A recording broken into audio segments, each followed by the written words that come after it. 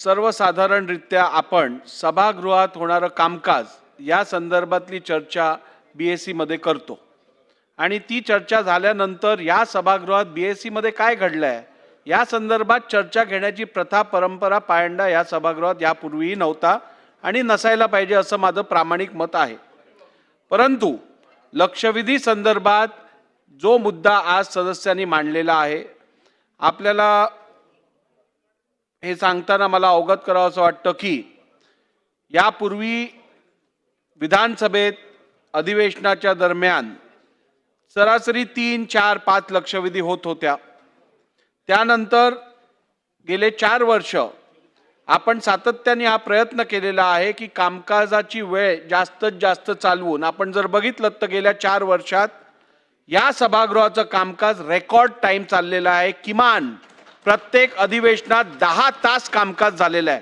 9:30 ते 10 तास कामकाज प्रत्येक अधिवेशनात चाललं आहे।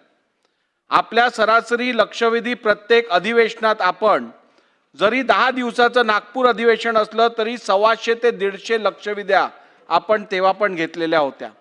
माझा हा प्रामाणिक प्रयत्न राहिलेला की जास्तीत जास्त सदस्यांना आपल्या मतदारसंघातली किंवा महाराष्ट्राच्या शी निगडीत असणाऱ्या महत्त्वाच्या विषयांच्या लक्षवेध्या सादर करून जनतेला न्याय प्राप्त करून देण्याचा आपला जो प्रयत्न आहे त्यात कुठे मी कमी पडू नये हा माझा प्रयत्न सातत्याने राहिला प्रश्न भास्करराव आपण आता जो नियमाचा विषय घेतलात लक्षवेधी बॅलेटने होऊ शकत नाही कारण लक्षवेधी या मेरिट वरती घ्यायच्या असतात।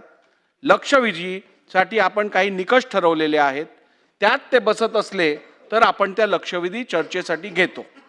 नंबर 3 आपण जो उल्लेख केला की आपण गेलेल्या कामकाजा संदर्भातली माहिती मी सभागृहाला दिली ती द्यायचं कारण एवढंच होतं की अधिवेशनात त्यावेळेला आपण असा हेतू आरोप केलात की अध्यक्ष मला कधीच बोलायला देत नाहीत आणि म्हणून तुम्ही नेमकी किती मिनिटं सभागृहात बोललात कुठच्या आयुधातनं बोललात या संदर्भातली मी माहिती दिली आणि त्या अधिवेशनातही तुमच्या ज्या लक्षवेधी लागलेल्या त्याची पण माहिती मी सभागृहात तेव्हा पण दिलेली।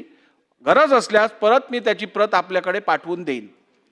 आणि राहिला प्रश्न लक्षवेधींचा BSc मध्ये जरी निर्णय झाला असेल तरीही अपवादात्मक परिस्थितीत मी जसं आज 3 लक्षवेध्या असतानाही आपण 7 दाखवल्यात कारण गेल्या वेळेच्या काही दिवसापूर्वीच्या 2 लक्षवेध्या ज्या बोर्डावरती होत्यापर्यंत आपल्याला घेता आल्या नाहीत त्या आपण आज घेतलेल्या आहेत।